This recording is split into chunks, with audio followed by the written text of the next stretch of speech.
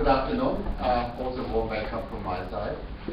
We are very proud at RTR for hosting this meeting here, and I think it's a very important meeting.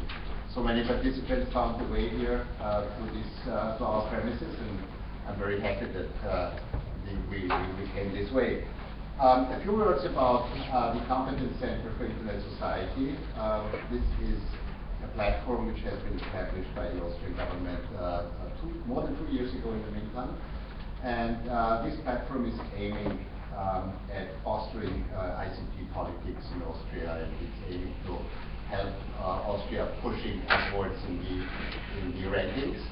And RTR acts as an office for the Competence Center. So we are in a sort of kind of double role in that here.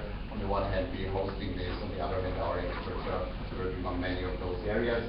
And also, of course, the Competence Center, this is office here.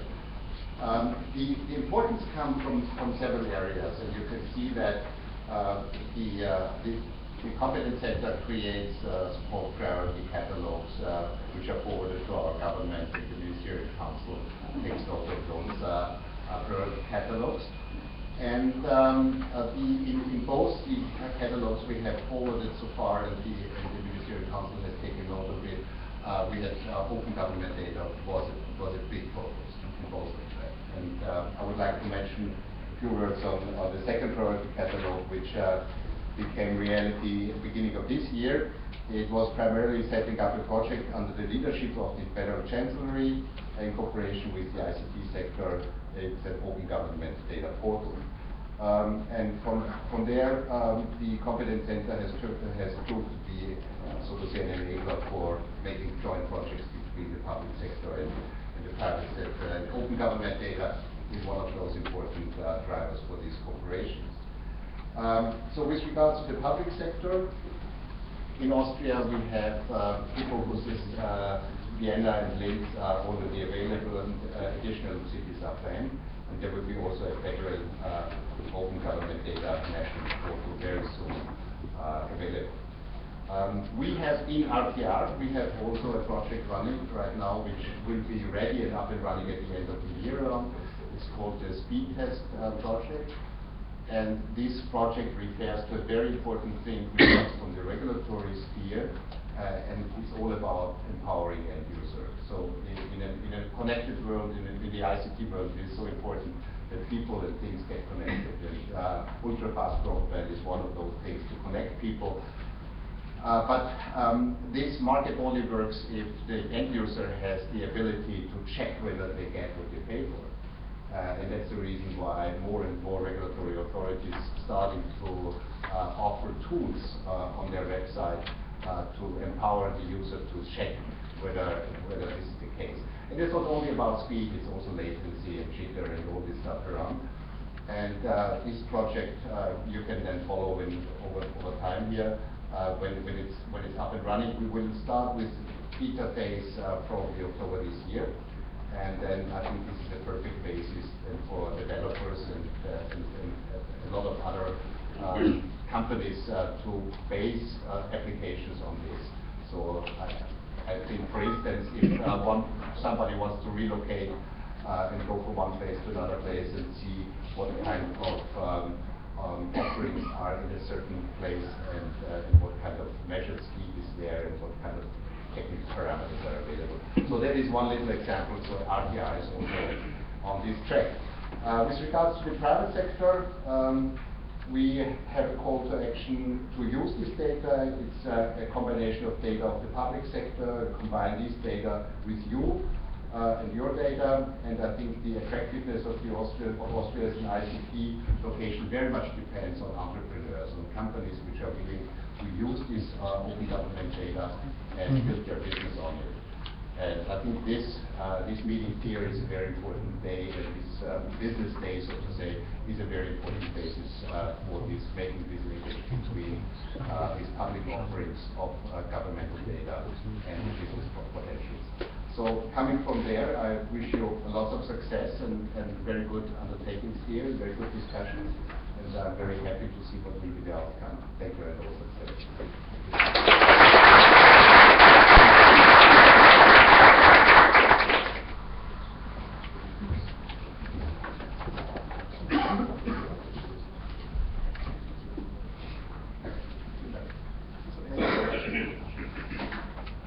start just with a short introduction of open government data.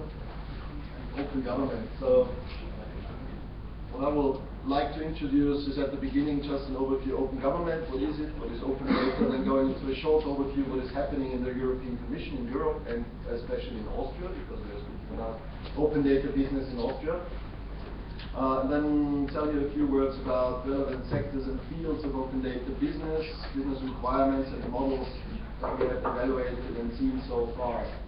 And at the end we go into a summary. I try to be short and concise. So, open government, what is this and where did it start? It started with Mr. Obama when he came into his office. And besides that was happened in the US government, there is also a very strong movement that is called the Open Government Partnership, where at the moment 46 nations and governments are participating and working on the topic of open government. That is therefore openness in government means, on the one hand, transparency and also pushing forward the topic of democracy, and on the other hand, having a participation and collaboration between politics, between public administration, and between the citizens and the economy. So all the stakeholders that we have should work together to get better participation, collaboration, to work on democracy and to work on better exchange. And some of the very important enablers of open government are free access to information. So here is where open data comes into this game, because the possibility to freely use and reuse this information or use information that is available as data and content we need here is a very important enabler of open government and participation and collaboration. And therefore open government data, what we're speaking of open data not only by the government, also open data from the economy and from other stakeholders, NPOs or NGOs, is often seen as a crucial aspect of open government. So what is this open government data?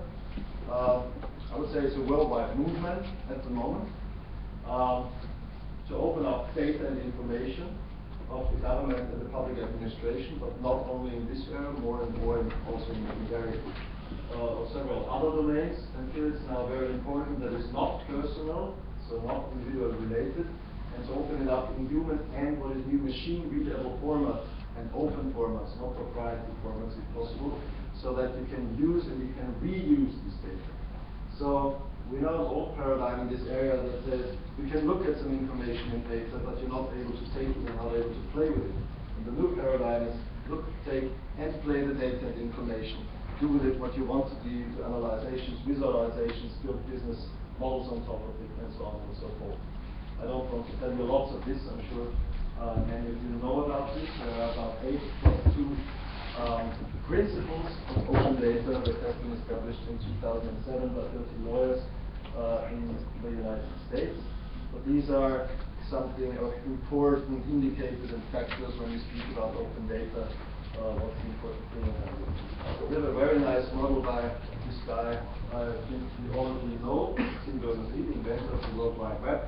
So he has made a 5-star model of open data where he says, just put it into the internet, open your data, no matter in which format, make it available as structured data in the next step, and in a non-proprietary format. Then he goes into the area of linked open data. We will hear more about this this afternoon and evening. Give identifiers to the things so that you can point to it. And then he says, if you want to really reach the benefits of open data or data, put the things into context, link them to each other so that you can have the full potential of this open data. So what is happening at the moment, I think we'll hear a little bit more from Tom's side, but we have this very nice lady. She's the Vice President of the European Commission, and she's responsible for the digital agenda. It's Neelie Kroes. Neelie Kroes, I think it's the right pronunciation.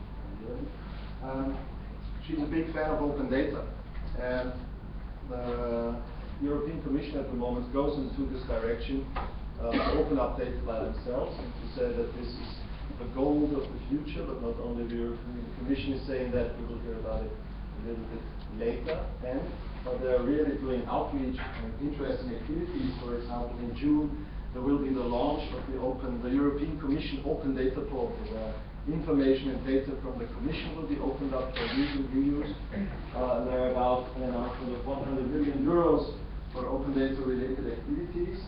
And as far as I know, in 2013 there has been an announcement for a pan-European data portal. So at the moment you see that in lots of countries there are open data portals. One of the I think most amazing one is, for example, France, that opened up 2 or 3 months ago 350,000 data sets for use and reuse. But also this person is a very famous one in this area. It's Mr. Cameron in the UK. And the pan-European data portal says we need a single point of access that we can fetch all these data that is spread in the national catalogs at one single point of access. So in UK, open data is a great movement too.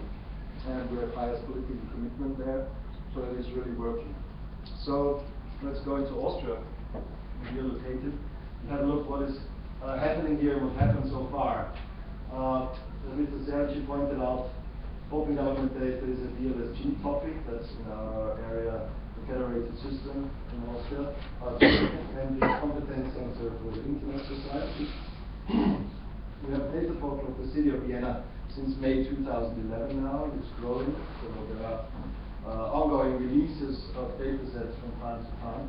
We have a data portal of the City of Linz since October now, it's the second city, and we have a very interesting cooperation, Open Government Data Austria, that is built by 5 cities and the National Chancellery. I think the first province of Upper Austria will join very soon, as far as I know. And we from the Open Knowledge Forum Austria are invited experts in this cooperation. And what we are doing there is we create recommendations how to handle open data in Austria, because we will hear a little bit later, it's a very interesting thing about harmonization and things like this, that you can use this data no matter where it comes from and where it's published. So, for example, we have created a metadata scheme for open data in the last weeks and months. That is now implemented into several data catalogs. And there's a short outreach. Today is the Open Data Businessday. It's the first event, as pointed out before, on open data and business. We will have our national open data portal, not a portal, so it says here a portal. That is will be pre-launched in April and will be launched in June 2012. We have the second Open Government Data Conference this year in Linz on the 26th of June, where open data business is also one of the 4 main topics we are talking about. And what is a very good thing, the cities of Graz and Salzburg will launch their open data portals very soon this year. But, and there's always a but, what is missing in Austria is still a commitment on the highest political level as there is, for example, in the UK or in other EU 27 member states. So we have to fight a little bit with this. If we go into the area of open data and business, I've tried to put together a short evaluation what the sectors could be when we talk about business on top of open data. And you see the public sector, NGOs, and the private sector, they're all very involved in this area. And there are some sectors that can benefit or are already benefiting on top of open data. So for example, data integration, the whole business intelligence, the market intelligence, the data warehouse action or area. There's the big apps market that everybody knows as we're using our handhelds and apps on the browsers and the internet, where revenues and business models can be created. There's the area of data enrichment. I think we will hear something from Christian a little bit later about data enrichment in the area of the publishing industry. There's a big area of data visualization and analysis that is coming up at the moment, because that's an important thing that you understand all the data and how it's connected. There's the area of infrastructure. For example, we will have Hans Bernd today on the podium, who is from Microsoft. So infrastructure is an issue on this topic. And there's an additional one when we don't speak only about open government data, we speak about open data, so open data innovation. So more and more companies come to the point that they open up data and say, that's interesting because we're going the way of open innovation via crowdsourcing or mass customization. We start to open up things, what we didn't think a few years ago would ever happen, that they open up data they use and reuse. So another one is, for example, from Studie An24 from Germany. And they have done it along the value chain in the media industry of Mr. Dirschl. And they say, okay, when you take some data, here, for example, you take the public administration, acquisition, about production, about packaging, and the whole technological production and infrastructure to distribution. And we take this and following Wirtz a little bit and going into the direction of open government data. And there are lots of opportunities for business and business models to support this too, besides the other one I showed you before. So in the area of acquisition, for example, external vendors and partners can help to collect the data and put it together. There are production, there is something. And until the end of putting together metadata, enriching some data, conversion of data, and so on, to visualization and analytics. There are interesting areas where open data will come into place. There's also, since a few years now, from the colleagues from Graz, a linked open data value chain with enrichment of all these data stuff and where there could be business inside. And we have done a workshop with all 4 stakeholders in open data, and one of them was the economy last year in February. And the main requirement, take a look at this from the business in Austria, was, for example, we need a central register with an open data portal. We need standards and harmonization for data, metadata, and interfaces. Only free data enables innovation. This is a point that is very important one. Data quality, how is it evaluated and how is it marked? The costs is a point. So we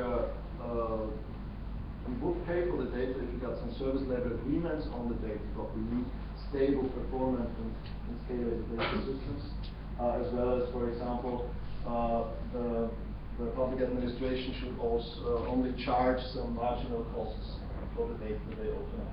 There's a huge potential from to the end in the open data and the big data area.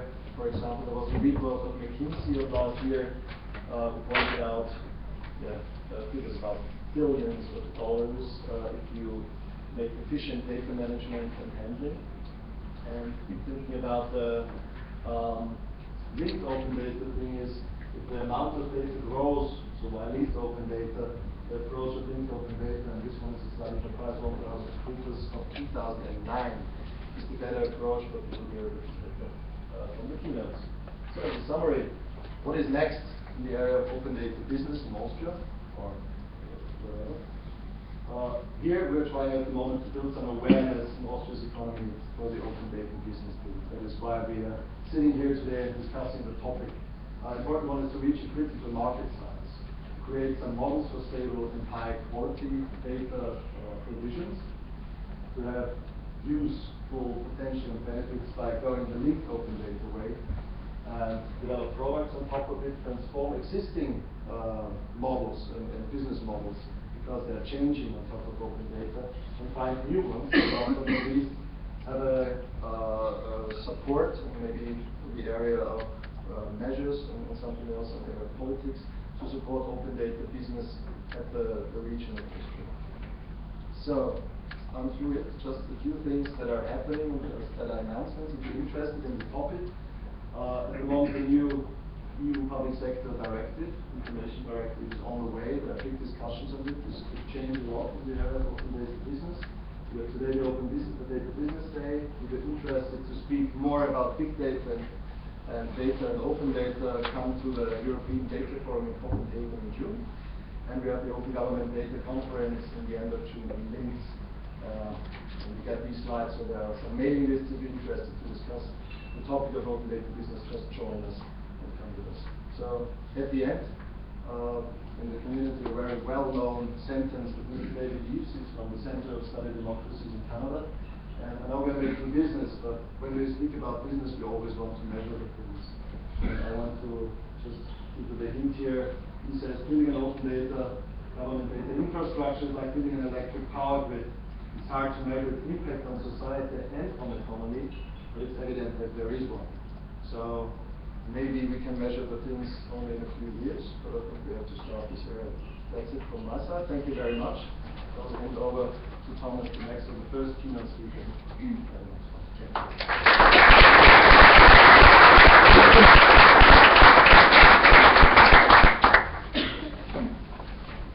Even though we're talking about open data, I'm going to switch from one proprietary system to another. That's because I prepared my slides on the way over here. didn't respond to an email urging me to send my slides early.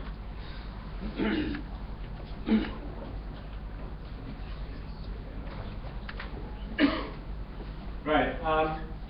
Thank you, Martin. It's good to be back in Vienna. It's also good to talk about open government data and business, because one of the triggers of today's meeting was a workshop that we did. It was much less well attended than this one, actually, in Warsaw at the Open Government Data Camp, where we sort of for the first time tried to put activists, open data activists that are more about transparency, and businesses that make use of government data into one room and discuss the relevant topics. A bit of introduction about me. I'm with the ePSI platform, PSI, Public Sector Information. That's bureaucrat speak for open data.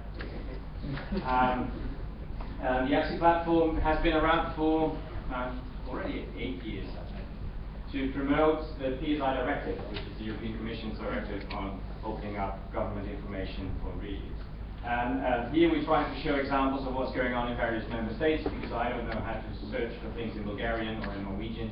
So if I have a place where I can find those examples in English, then I know what to look for when I know it exists. I'm the community steward there, which is basically the person making connections. And we're doing it at the behest of the European Commission and Commissioner Koos. Last Friday we had a conference in Rotterdam. So she urges again to make the case for open data, and that's basically what I'm trying to do today. It's actually hard to give a full overview of open government data and business, because there's a lot going on very different levels in a very fragmented way. So it will be a high-level overview, but I will start with the whole perception of PSI reuse and open government data in Europe, although Martin already covered some of it, so that will save us time. Overall, the PSI reuse discussion is already very old. Reuse of government information is as old as government information itself. But what we've seen in the last years is that the whole discussion around PSI reuse, which is sort of an official way and a bureaucratic way, is inching towards how open data is being defined. So we see steps being made both by the European Commission and by governments in their perception of how they talk about reuse of government information towards this open data definition. Like I said, the discussion itself is old. The Commission started back in 1989 discussing how reuse should be done, but there's a new momentum since the open data movement came around. And that's visible in the European Commission's open data strategy as they announced it last December. There's a couple of components in there. One is that there will be a new directive. The old one is from 2003. They are aiming for a new directive. They've made a better case for what open data actually is, and they're trying to reach out to member states to do more. And they decided to lead by example by opening up their own Commission's information in a data portal, with the intention of turning that into a pan-European data portal over time. The main changes in the proposal is extension of scope. The list was already there. The slides of Martin. But here too you see the step towards, from PSI as a term towards open data. They say once stuff is accessible, you should also be able to reuse it, which is different from the law now. I may have access to stuff under the Freedom of Information Act, but that does not guarantee me the right to actually reuse the information. We're going to change that. Charging, a lot of data costs a lot of money at this point if you want to buy it from the government. They will make marginal costing default. That means that if you ask for data, only the incremental cost of providing you with the data can be charged to you. So there's not the infrastructure that they have for data provision. It's just the extra cost that they make to provide it to you specifically, like making copying costs if it's about paper-based stuff. That's what they can charge. Independent authorities as watchdogs, which is a big step, and guidelines on things like data formats and privacy and that sort of thing. This is currently under discussion, and heated discussions, I must say. There's also now a counter proposal from the presidency, and if you read that, then most of this is actually pulled out. And in my view, the current proposal from the presidency actually takes us back from before the original PSI directive. So it's a step backwards and plays a step forwards. But what you can see is that, in general, the whole open data discussion is accumulating mass. There's sort of a gravity field building, because once you open up a little bit of data, it's actually harder to stop doing it and not open more data. So if the doors are opening, it's harder to get them shut again. So there's a gravity field building, gravity pool, and under the gravity, you see that distinctions that were a big part of the PSI discussion in the last decades are blurring. Like I said, access is becoming the same as reuse. If you look at why data is being released, you see that the motivation, transparency and the motivation for commercial reuse are sort of blending as well, because in the case, like in the UK, where a lot of information is being released under the banner of transparency, you see commercial reuse popping up. And in other places where data is being provided to actually stimulate commercial reuse, you see it being used for transparency purposes as well. So those distinctions are getting blurred. The same goes for non-commercial and commercial reuse. And in short, PSI is becoming open data. The big reason why the European Commission is driving reuse and now open data is because they see a lot of business in it. It's because of creating a single digital European market for data. And there's lots of big numbers. We already saw several numbers pass by. There's a study from 2006 that sort of expected at 27 billion euros in the 27 member states. Probably not evenly divided amongst all of them. But, and since then, studies show that there's a lot of growth in there, and the numbers are getting bigger and bigger. It's 40 billion socioeconomic impact here, up to about 2% of GDP of the entire European Union in direct impact. So these are huge numbers that, to me, don't mean a whole lot because we can't drill down to the specifics yet. But this is why they're doing it. This is the potential that they want to realize. And the interesting number is actually here from the one of the studies that's being done. You can find the studies online, of course. But the interesting is weird, bending to your own slides. But should have brought my but this is the amount of revenue that would be the maximum achievable for governments if they were selling their data in the European Union. And that's typically already less than 1% of their costs that they were making for it. And all the other big numbers are the potential if you would be releasing. So this is why the European Commission wants to make a case. And we've already seen in a number of places that making data freely available actually pays. The revenue that is currently being won on selling data sets by the government is usually small. Most of it is actually by other government departments, so that's like transferring money from your breast pocket to your trouser pocket. Doesn't mean a whole lot. And if you look at the external clients, this is like a handful, 5 to 10 for huge data sets. Data provision costs, if you look at the data holders, are typically also much less than the actual operational cost of the government departments involved. And a couple of examples to illustrate that. The KMI is the Dutch Media Office. They charged 100,000 euros a year for their data. And they switched in 2006 to incremental cost of data provisioning. And that meant if you wanted to have it real time, you still pay 20,000 euros a year. And if you want it like a couple of minutes later, it's for free. That saw an enormous jump in reuse from 5 external customers to over 50 external customers. And since 2006, even though their revenue went down, the overall revenue in taxes on new business generated from the data amounted to 34 million euros in the Netherlands. The bad part to KMI, of course, is that they don't see anything back.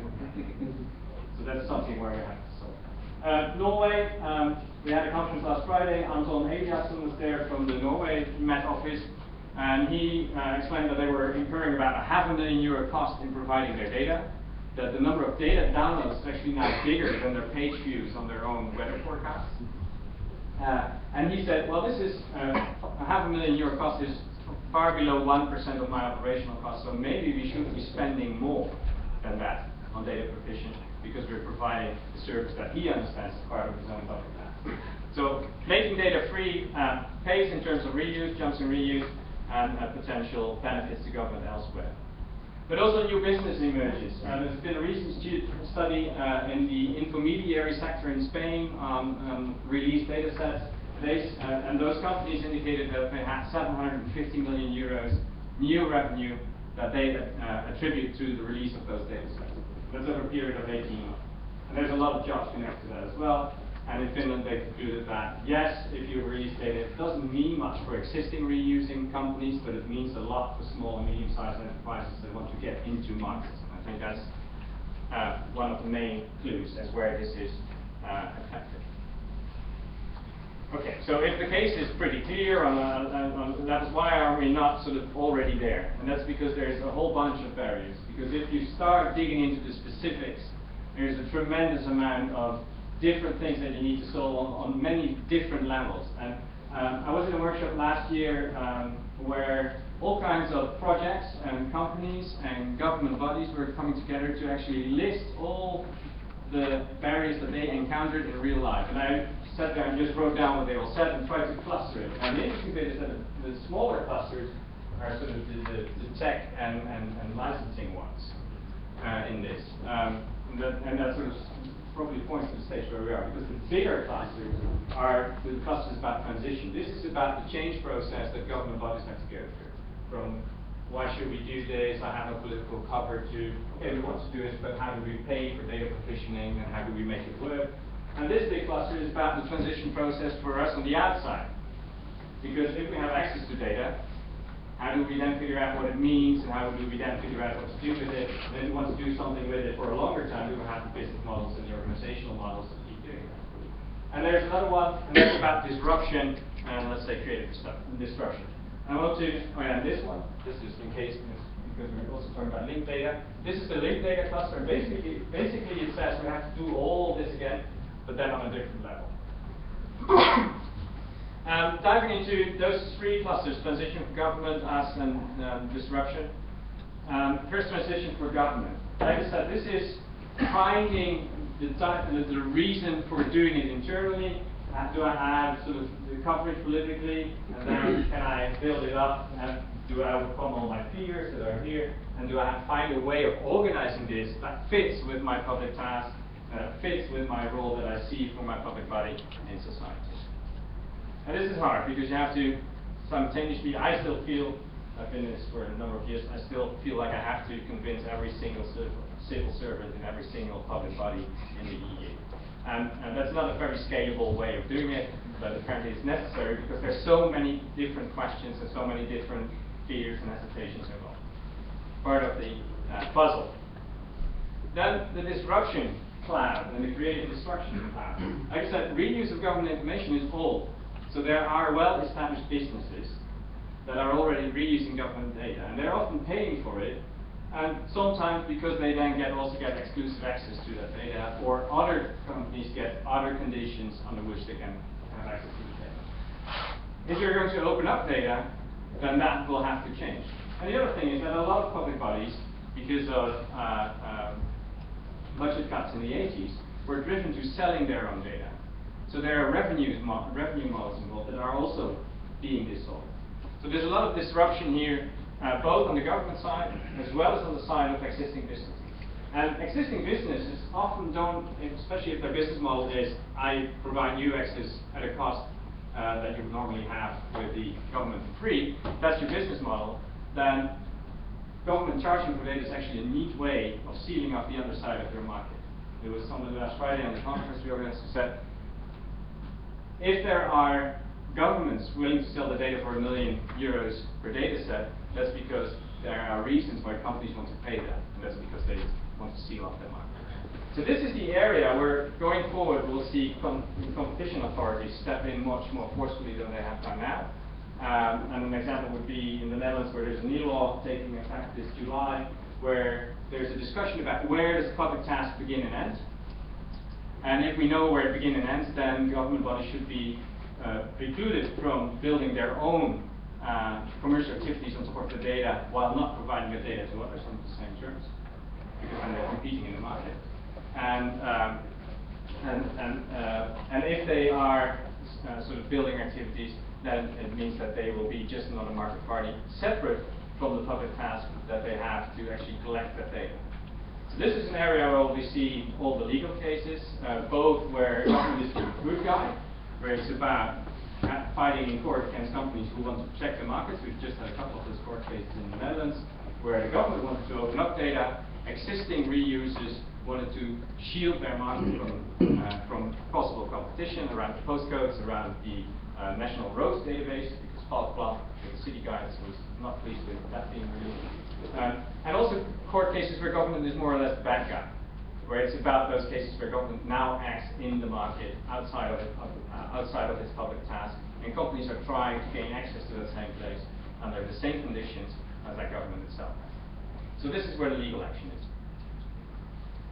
For today, I think the more exciting place to look is where it's about the transition for us on the outside, citizens, companies, trying to find a way of getting access to data and then figure out what it means and what to do with it, and then building new structures, both societal as well as business structures on top of that. Because this is where the innovation is. And this is where all the new activities will come from. The biggest barrier here is still having access to data. And if you have access, that all that data is often very fragmented. Often, in terms of trying to figure out something worthwhile to do with it, it's not enough to have access to just one data set. I want several types of data to make something worthwhile out of the combination. And if the data is available, I want to be sure that it's also available next week and the week after. We've seen several instances where, in the case of application competitions, hackathons, public bodies release data and then unreleased it several months later quietly after the press coverage had died down. This is also where activities will enter at the low end of markets, because we're trying things out, we're experimenting, and this is where also the lowering of thresholds for access to data actually has the biggest impact on small companies, starting companies, that then find a way of entering the low end of markets. But the problem is that the existing low end market activity that's already taking place on data that has been released is very hard to spot because it's so small. And I've encountered lots of officials ask me, so where's the killer app of open data? And this is something you can only answer in hindsight. We were already all using email before we accepted that email was the first killer application for the internet. We have all already been using SMS before we realized it was the killer app of the mobile phone. And none of those two were actually developed for end users. They were tools for sysadmins to communicate amongst each other. So we can only spot the killer apps in hindsight. There's no way we can predict that. And mobile applications themselves only have been around for 5 years. So if you, as a government body, and the Commission had asked me this, so what's the killer app? There's no answer to that. You will be able to answer that in 20 years, but probably we then have all solved the barriers that we just saw. Same type of question, so where's the new Google? We released lots and lots of data, so where is it? Well, it's where Hewlett Packard started. It's in their garage. And we don't really have access to those garages. We simply don't know what's happening. But it is happening, we can assume that. Lots of what we do is actually finger exercises. We're not playing the piano yet. We don't see large companies that are completely new. We see existing companies that find ways of doing things they were already doing with data that's now being provided. But most of the stuff that's going on starts out as exercise. What's in this data? Let's build a small app. Let's see what we can build. Hey, this might be something. So we're still trying to learn how to play the piano, and innovation comes from the most unlikely places. So we have to also find new ways of spotting those activities and measuring them. Just sort of regular old indicators that we use for this type of thing won't work.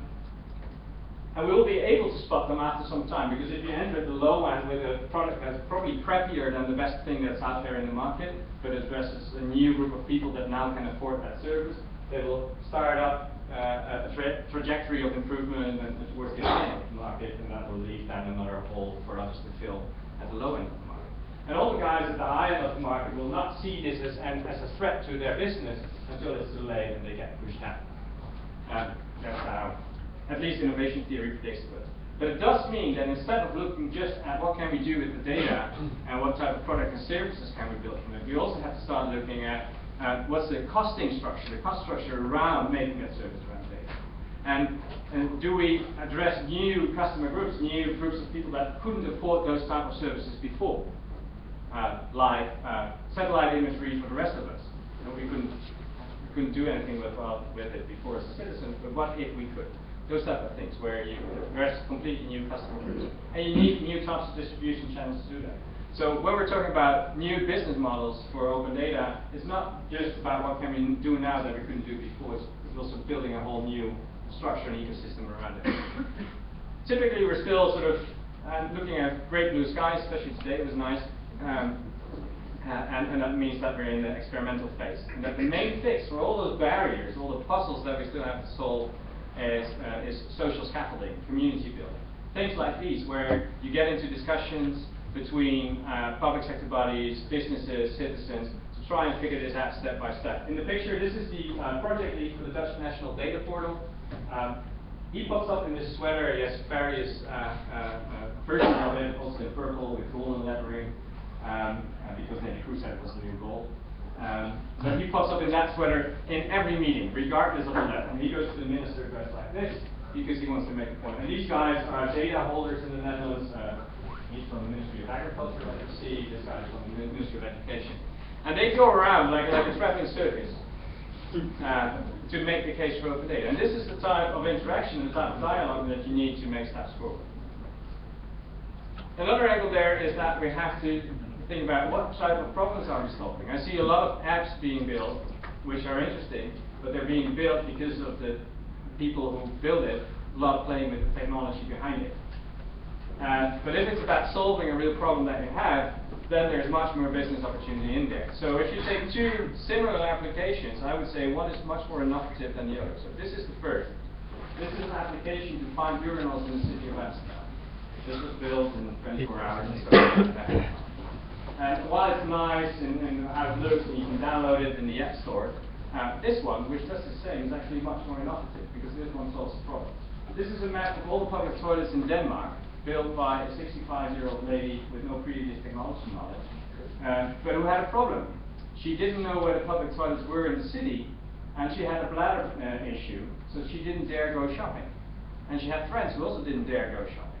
And she solved the problem by creating this map and started to talk to all the city governments about where are your toilets, because then I can map them and I can find them and I will go out into the city again. So this is one is solving a problem. It looks less nice than this one. This one is actually more innovative to my mind. A few more examples of new type of things that you see emerging. We talked about new types of customer groups. This is also a Danish example. You go to this website, you fill in your address, spend 15 minutes answering questions, and you get a report on how to make your house more energy efficient, the type of subventions and financing that's available for you to do that, and a list of builders in your town that can actually do the work at the right level of skills. It uses various databases from the Danish government, because the Danish government doesn't just know where your house is, but also the materials used in it. So they can say something about energy coefficient, whether there's plans for windmills in the area, that or solar energy, whatever. It combines all that with your personal preferences and turns it into a report. It's free for me as a citizen, saves me a huge amount of time because I can now do in a quarter of an hour what normally would take probably days of discussions with various consultants that would all tell me a different story. But the clients here are governments.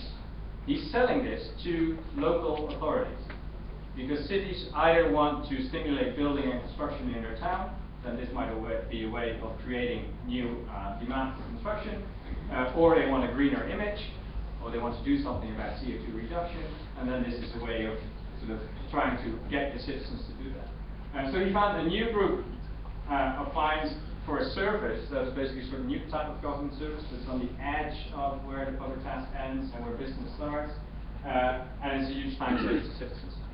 Other new roles are more in sort of in the intermediate layer, where the data public has a French data market, sort of a broker for data sets. It's a free data store for public data and for citizen-generated data. They earn money by refining data, working it up to a certain quality level, or by hosting it for commercial parties. A new role. All of this is still experimental. This started out as a research project, then became a business. Will it be there in a year? We don't know. We'll see. And I guess that's to bring up, and this is Bruce again, the conclusion, and it's there to experiment, there to try, because we have a lot of puzzles to solve and to fix. One of the ways that I would like to help from the ePSI platform in trying to solve those puzzles is by asking you for your actual experiences, your actual stories. We started to collect all the little anecdotes, fragments, stories, experiences, not because of the single experiences, but because we want to do pattern analysis over it, so we can say something about new opportunities and barriers across the EU. The survey doesn't look like a normal survey, so there's no socially desirable answers to the questions about your story. What we'll do is, you tell a story, we ask you a number of questions on what that story means to you, and those questions are slightly ambiguous, and then we'll start spotting patterns in those stories. This is just a meaningless example. What does that mean in this context? And be able to say something about what is actually happening on the ground, and we can feed that back into higher level discussion. Overall conclusion, openness is for business. Thank you very much. Slides will be online and of course reusable.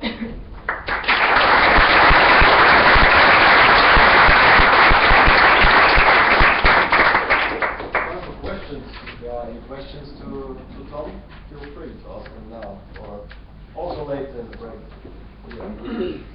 One question. I was surprised about this big number of 50 million euros, which was generated in Spain by opening up data. Did I understood that correctly? That's correct. And it was within 18 months or so.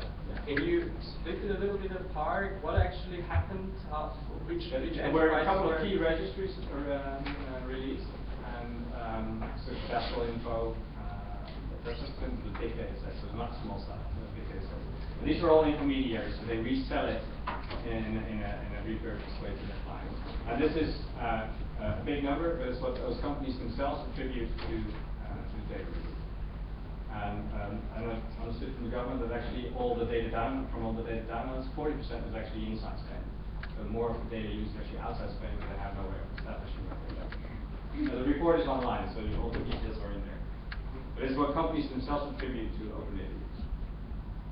So these are mainly resellers and not reusers.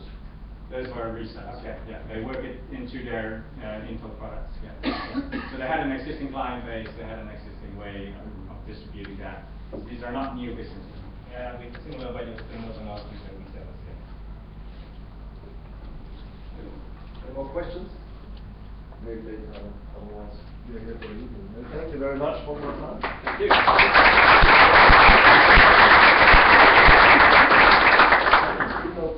Dirschl from Wolters, Kluwer, Germany. Welcome. The floor is yours.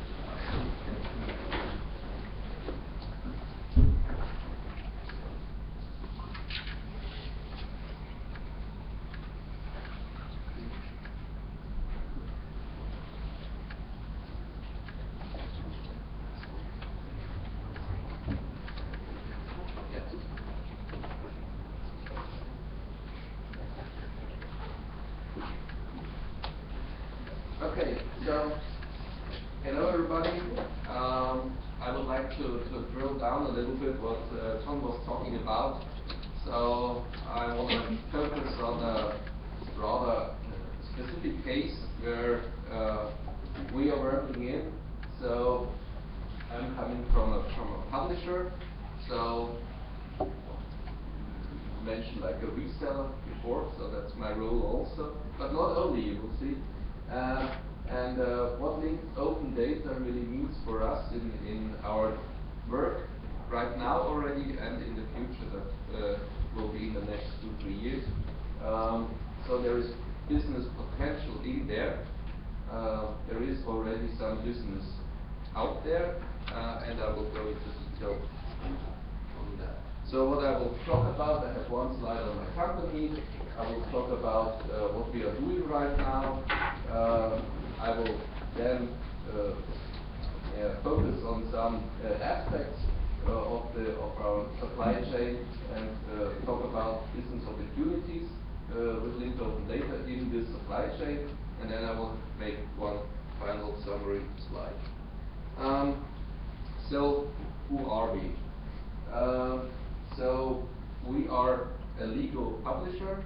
That means we are selling products, folio products, online products, CD-ROMs, services, software, whatever, in the legal market. So our customers are lawyers, or in the legal and regulatory market, are public administrations, are headmasters of schools, for example, HR departments that do deal with contract management and so on. So everybody in his professional life who is dealing with legal issues, either permanently or on a regular basis, these are our customers.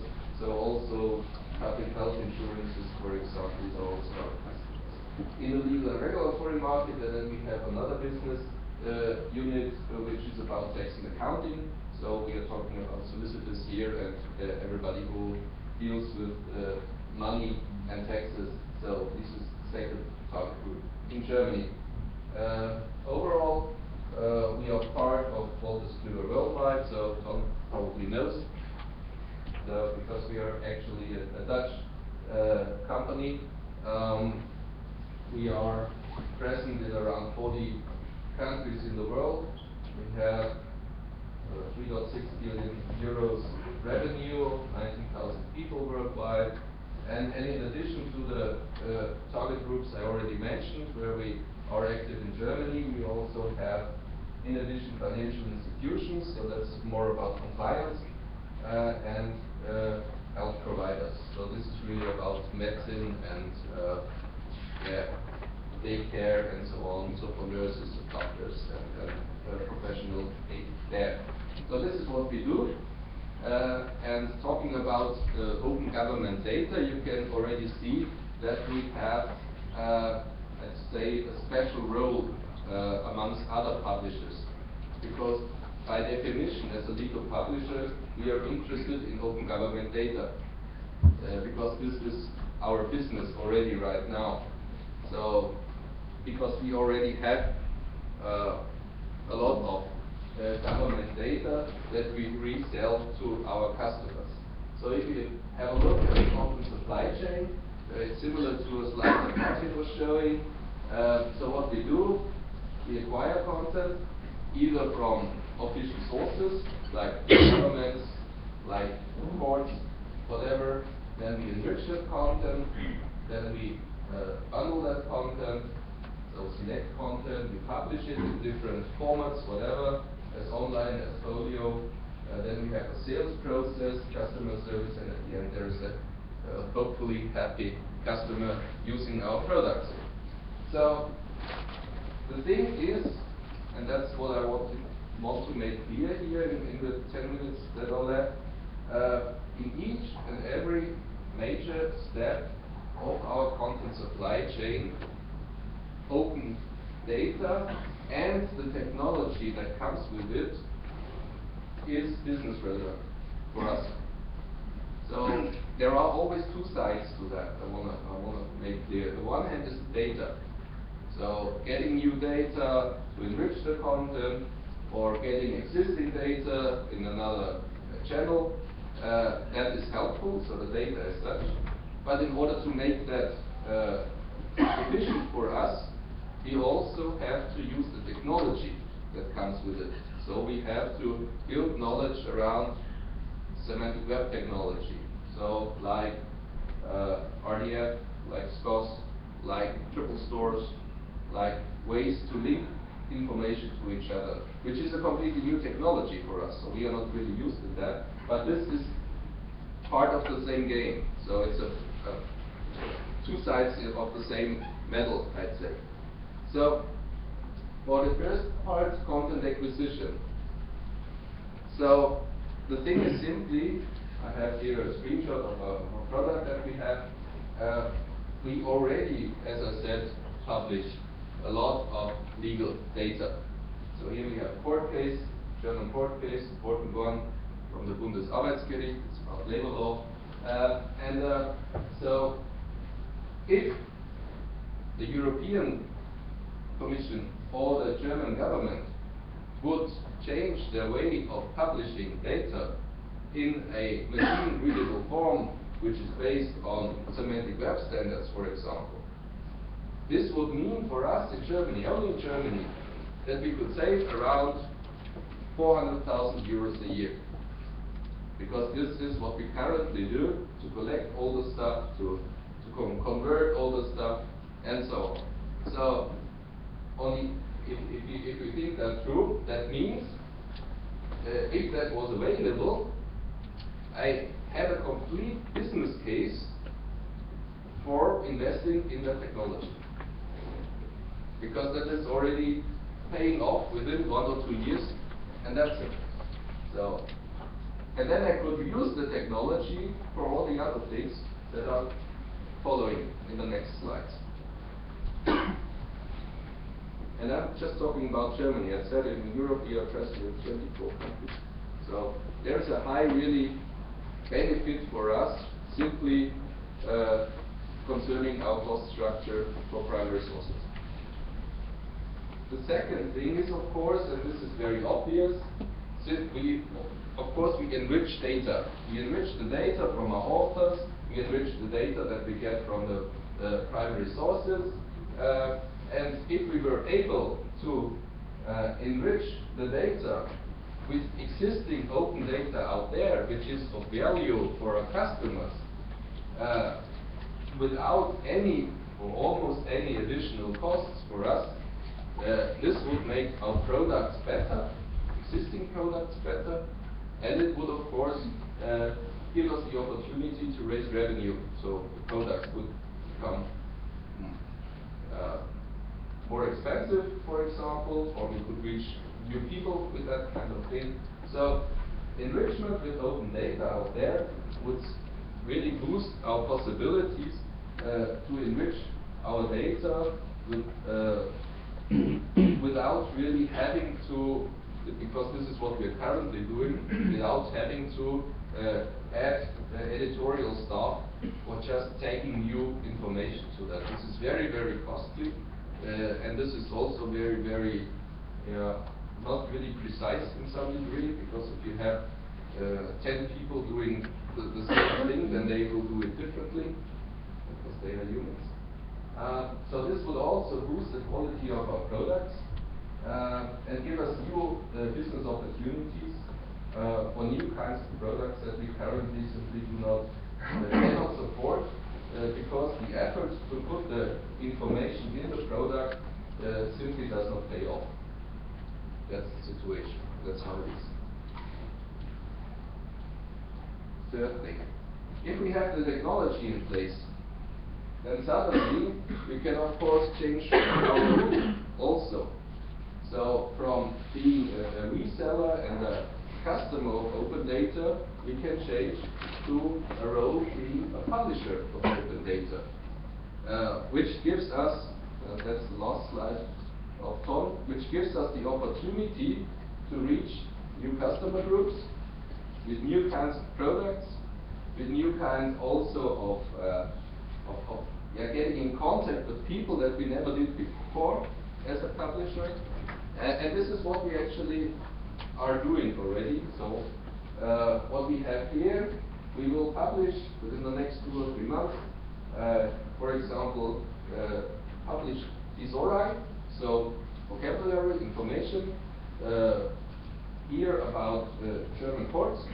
So we have in Germany around 1,400 ports, and this is they are structured. We have in addition, for example, the address, so we can and also others can make mashups with geo information, for example, and of course we can link to the Wikipedia page, or we can link to the homepage of the port itself, and so on and so on and so on. And in subsequent steps, we can add information like what is the purpose of that port, so what are they doing, and so on and so on. So getting additional information in that, and this will be completely available freely, and yeah, it's a tryout. So this is what must happen, and we will see what the outcome will be. And I'm very positive about that, because yeah, and I think that this is also a role that the publisher should really embrace, because we are working with content, we are working with data for centuries, and we should be part of the game. Otherwise, yeah, we will see it too late that the train has passed. Okay, so publishing of data. As it became quite clear, currently we do not have really business models for making new sales opportunities on a broader basis. But as I said before, if I have the technology in place as a company, as a publisher, then suddenly I have the possibility to solve problems that I never had before. So what's the current main problem of a publisher? He has a lot of data, possibly in a standardized form, but that's not true for all of us. He has also some metadata, mainly associated within the content. And then he has products, which are bundled and composed mainly on a manual way. And on the other hand, suddenly he has customers who wants to have his own product, who wants to influence what the product looks like, what kind of content is there, what kind of enrichment is there. And therefore, we have the challenge that suddenly all the value add that we are having in our systems is simply either not visible enough or not manageable enough for serving that kind of requirements that we get from our customers. But having semantic web technologies in place suddenly is an enabler for us exactly to fulfill these kinds of requirements. So what we are doing right now is we use semantic web technologies for our metadata management, for example. So we have triple stores in place, we have pool party in place, we have a tool to manage our controlled vocabulary, and so on and so on. And this suddenly makes us really possible for us to create new kinds of products on existing on the existing knowledge that we had within our company. And that's really very beneficial. So, on the first place, I said we have a business case when we look at content acquisition. And now we have another business case if we look at new product development. Because here's another business case clearly for us to see that we can invest in that kind of technology on the one hand, and then getting open data as an add-on, that's perfect for us. Okay, last slide. Our customers in a legal environment want more open governmental data. This is clear for us, that is always mentioned by them. We want to see how the political process was going to finally come to that law. We have the law, okay, it's very vague in many senses, on purpose, but we want to know how did that come. The information is there, but we don't get it. We need that. Our customers want external data more and more integrated in their professional environment. So here's our business case again. So we are not only reselling stuff, but we are integrating that kind of added value in the professional environment of our customers. So we are not only selling books, but we are selling software solutions, workflow solutions. And that kind of content in there, that is absolutely beneficial for our customers. Our customers want real federated access using their internal vocabularies and processes, both for external and internal data. So here we have the linkage between internal systems of companies on the one hand and our internal systems. And here again, the technology that is available bridges that gap. Rather as easy as can be. It's still complicated, but it's as easy as can be.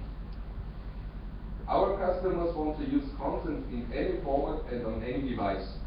So this is also new for us as a publisher. They want to have mobile apps. They want to have content included in the software, in the workflow, and not only searchable in some search platform.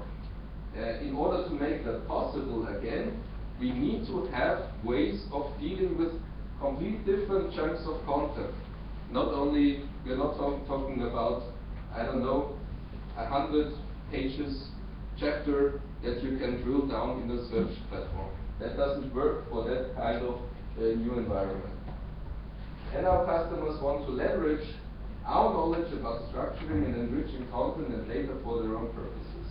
So this is also a new business opportunity for us, really to help our customers to manage their content internally. And we have a solution in place. How can we help them on that? So I think for us, we have a special role, I agree, but for us, the business is there. Okay, thank you.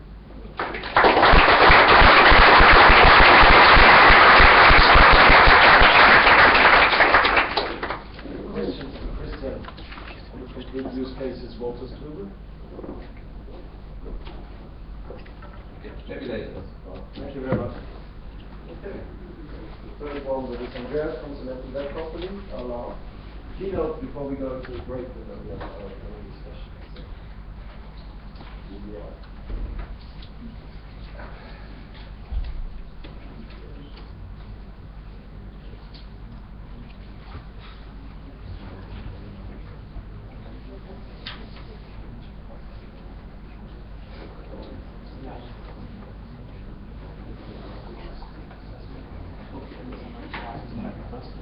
Okay, so the last talk of this evening.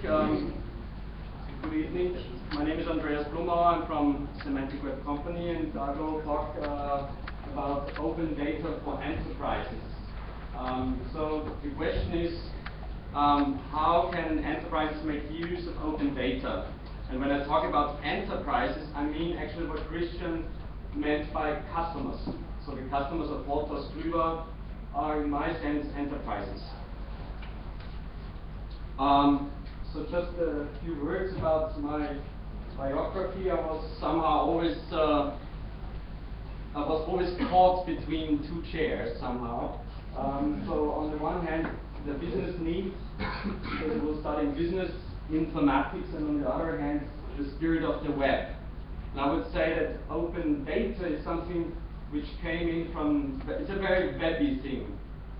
The ePSI, the public sector information, it was a very much not coming from the web. So probably now those two things coming together, and that's obviously a fruitful cooperation. But on the other hand, it's always hard to explain to people coming from the business what's in for them when we're talking about open data. So you come along and tell some people from various industry sectors, there is open data out there, come on, go get it, do something useful for it. And the first thing will always be, come on, why should I use open data? Isn't open data just more data? Don't we have enough data already? What we really need is knowledge, actually. We can't deal with this really big amount of data anymore. We need something on top of the data, actually. So we really should be careful that this openness evolution we are right now encountering is not a one-way street somehow.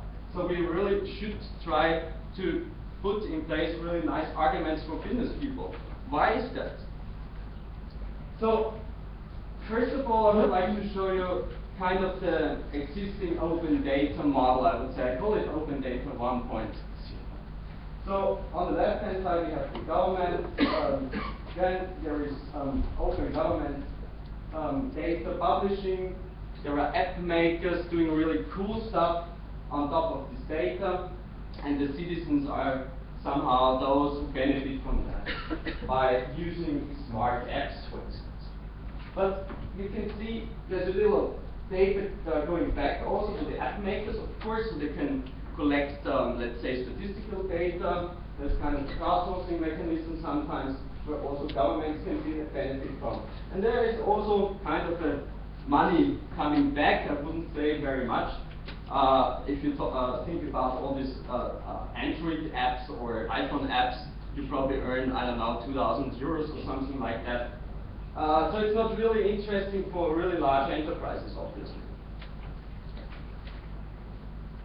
So one really nice example in Austria is Wegwerfen.at, which means you can decide, okay, you're somewhere, let's say around the corner, you have a bottle somewhere left over, so where is the next station where you can throw away your litter? That's displayed here. So as you can see, you can use iPhone, you can use other devices, of course, as well.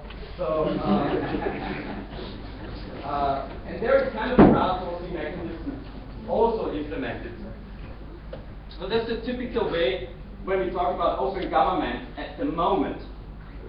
But how could it look like possibly in 2 or 3 years? That's my vision of it. So I call it open data 2.0. So all of a sudden, we have not only the government and the app makers, kind of small enterprises, no, we have other enterprises in place as well. And there is not only citizens, but also, for instance, employees, or just simply spoken, customers of the enterprises benefiting from this whole process. And it's a very important point, having someone in between, like companies like Wolters, Kluwer, doing all this professional data curation, data cleansing, data interlinking, and data brokerage companies like datamarket.com or possibly Microsoft. So, what you can see here is there's a tremendous increase of money flowing, coming back to the government on the one hand, directly from customers, directly from citizens, maybe employees, and of course of all the tax paying. So you were mentioning this very important feature. And of course, you don't have not only smart apps, but also probably smart products and smart systems. And a lot of more data is also flowing back. So how could this work like? So one idea was, okay, we have this, these 8 principles of how open data or open governmental data should look like. And at the end here you have the government, you have the data brokers, and you have the enterprises. So I think all of these 8 points are something which should be tackled by government. But very important, I think, is that for these 4 issues, the data brokers and media could step in to make it more worthwhile for the enterprises to make business out of it. They actually have other needs, like, okay, for them they take it for granted that it's in place, so they're rather interested in having SLAs, trustworthy sources, and very important means for data integration. That's the probably most important point. They enterprises don't want to fiddle around with all the data. They really want to have it somehow already well prepared with metadata on top of standards. So here we can see actually core competencies of those 2 stakeholder groups. So media and data broker, they provide immediate and uniform programmatic access to data sets, data maintenance, to provide open standards, cataloging and indexing of data, and enrichment of raw data with additional metadata.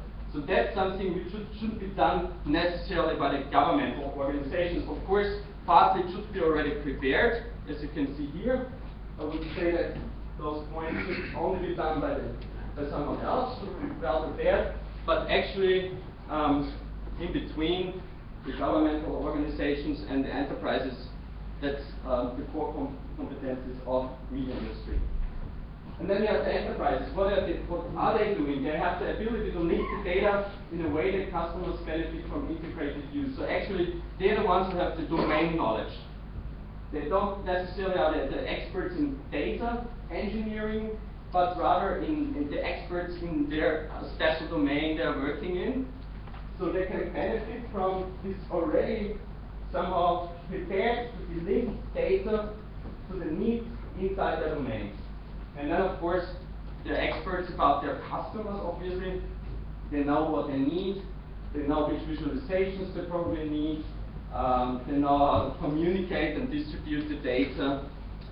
And they also can assess the need for data. So from this side, new ideas should flow in. So it's like the enterprises, they really are in touch with the customers. They know better what data they actually need. So obviously the critical point is, I think we all already have agreed on that. That's not a critical point anymore.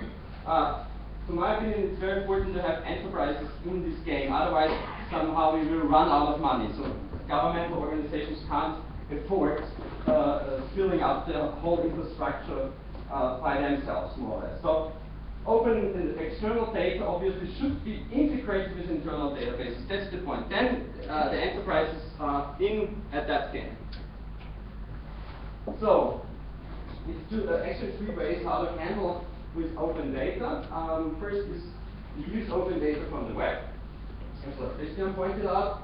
Then there's also a good point to make use of all these principles internally. So that it's not necessarily about trying to get the data from the outside of publishing it to the web, but also dealing with the open standards internally is also a good step to be prepared for the next wave of having standardized open data in place to match it up with the internal data.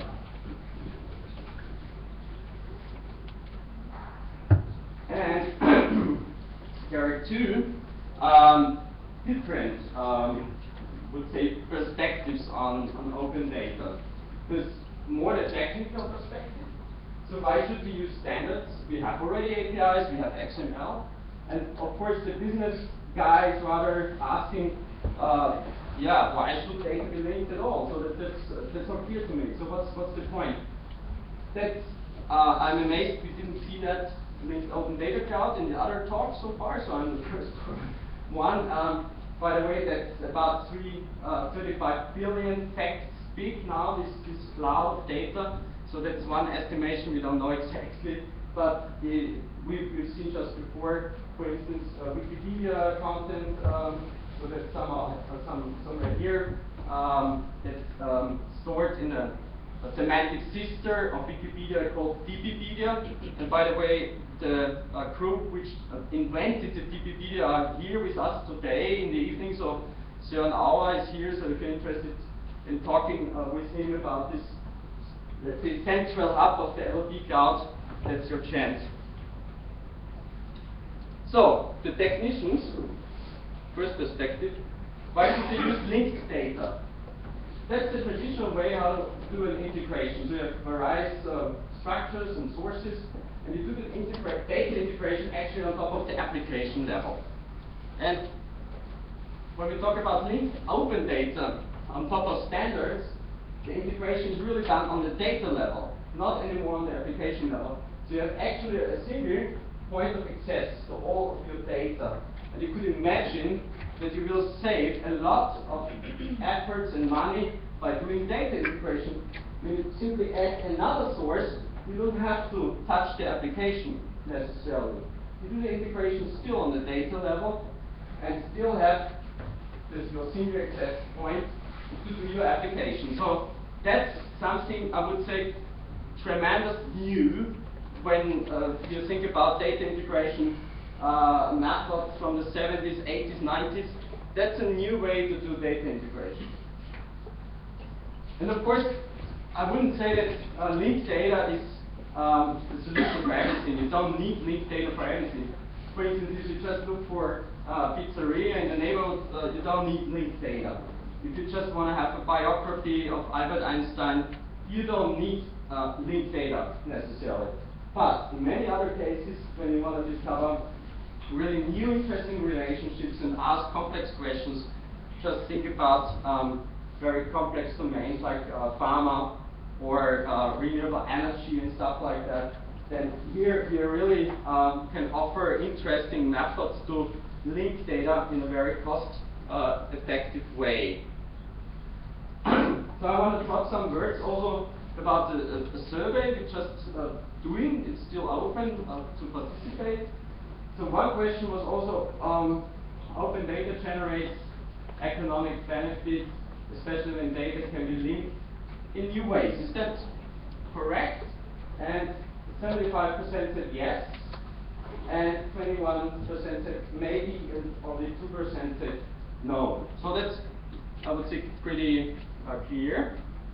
Another question was also when establishing a new data portal, because it's very often we have a lot of new data portals around, and then they say the operators of the data portal, okay, first pull out, I don't know, CSV files and then see what happens, and maybe later on we really use the nice open standards of W3C. And that was really interesting for me. I thought it's much lower. Then, but it was 82% said, no, we really should start from scratch. When we build our own new governmental data portal at using semantic web standards. It was a bit amazing to me. And also the question, because we're talking here about open government data for business, what's the killer apps, I mean, somehow, for the businesses by using government data? I mean, apps are pretty obvious, but very interestingly also this whole business intelligence data warehouse application was touched by this survey, and also visualizations is obviously a pretty interesting area. Yeah, and here I would like to give just a short announcement. We still can participate if you're interested, also in getting the results, and of course it will be published also openly. So here is an example of how a BI dashboard could look like on top of open data. That's we call them country energy profiles. It's on really.info, and here you can see 3 different data sources were linked with others, and that's something like I would say a pattern you could probably reuse, of course, also for internal purposes. That's on the web. So if you do that, let's say internal in your company, it's done on linked data principles, and you can see you don't have to go to different sources. You just stay on one single dashboard, and you have a nice overview over a certain country, in this case Austria, and its energy profile. Another example, just for data visualization, I would like to give. If we talk about data visualization in our days, it's very much interactive. So it's not like just graphics. Here in this case, you can slide along the timeline, and you can see the UK Research Funding Explorer, which means you can see in which areas the UK expanded, how much money, how much patents were published on top of these fundings, which areas of the UK are most active in certain areas. And you can see this also on top of a timeline together with a map. So that's a typical way to use linked open data. 4 different sources were integrated in this example. In former days, you would have looked around, copy-paste, do your own little pie charts and so on. So you can imagine that's a lot of time you are saving here.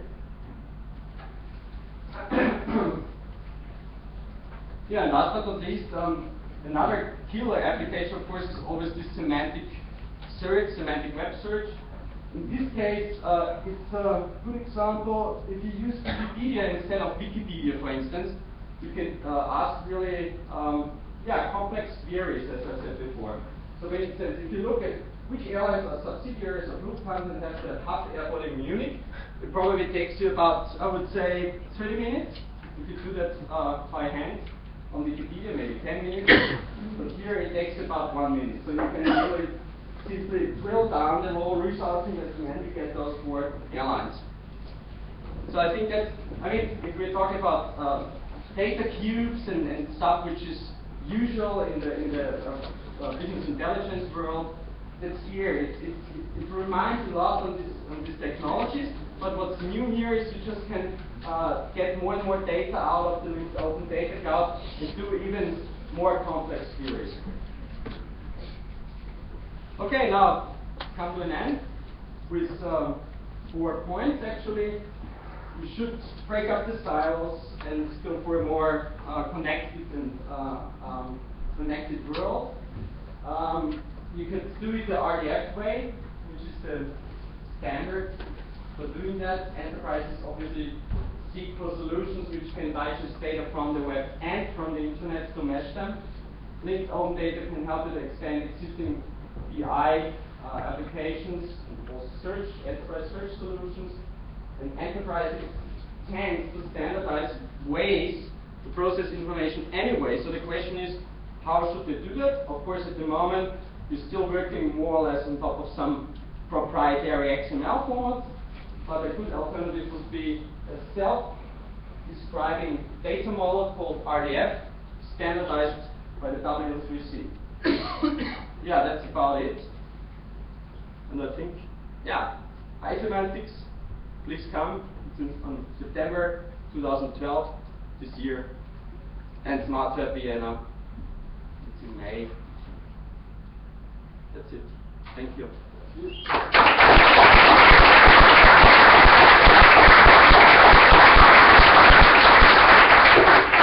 you very much, Andreas. Are there any questions to Andreas at this time? So far, rare questions. Let me add a slight remark. In few European countries already 20 years ago, such media focus has been set up. But to my humble opinion, it never started to flourish, this kind of business. Maybe it will change in the future, but in the last 20 years, this has been only a small part of the market. Yeah, but 20 years ago there was no web in place, and the web changed the whole game. There was a business without web already 20 years ago. Yeah, but it was completely different. Different minds, different people, different products, different devices, different way to treat with information in general. I wouldn't compare the situation 20 years ago with the situation we encountered in 2012. It was like 1992. I think it was Gopher or something. Wow. No, Gopher. Any more questions?